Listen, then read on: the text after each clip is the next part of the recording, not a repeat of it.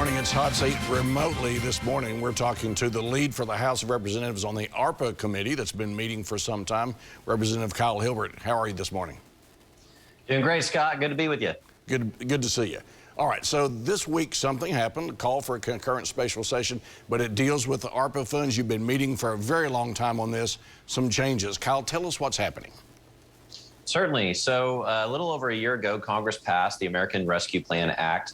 And in that bill, Oklahoma received about $1.87 billion in federal funds. We've received one half of that in tranche one last fall. We'll receive the second half sometime in the coming months.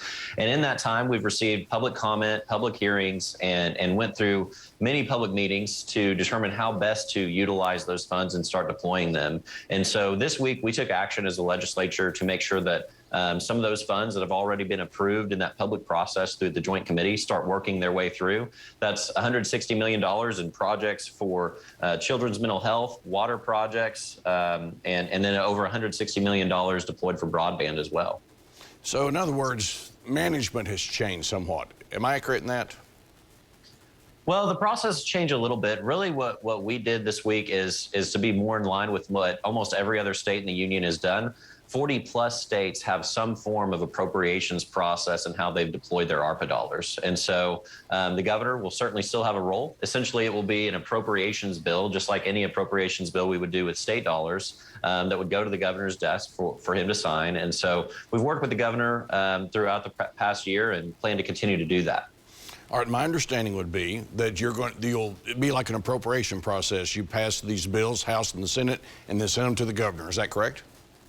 Absolutely, absolutely. And I just want to talk for a second about why we did what we did to call for a special session. Because if we set that money in an account, the $1.87 billion, and it sits there for a full additional year until the legislature comes back into next regular session, it's going to sit there and basically be collecting dust. Our state constitution limits us very much on what we can invest in our revolving funds for the state. We get less than 1% return on that, and we're very limited. But let's be generous and say we got a 1% return.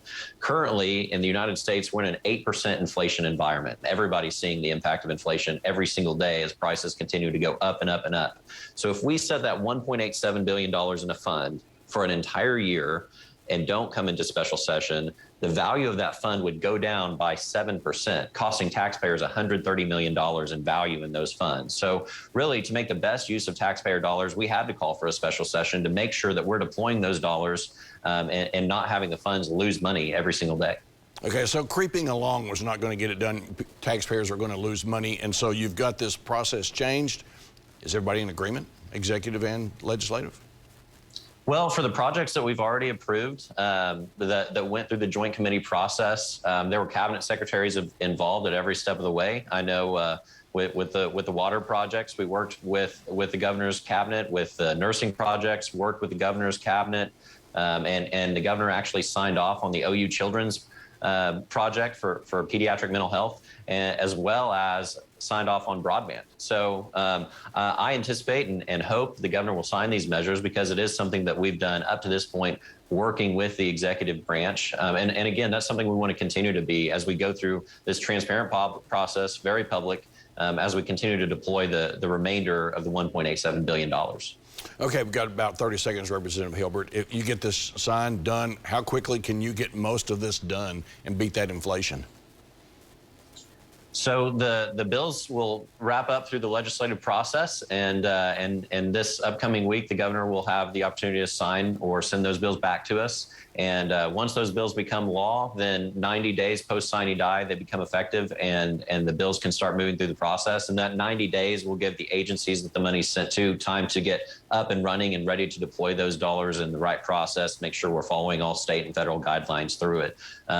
But really, within the next 3 to 4 months, those dollars will start being deployed and on the ground and shovels in the ground.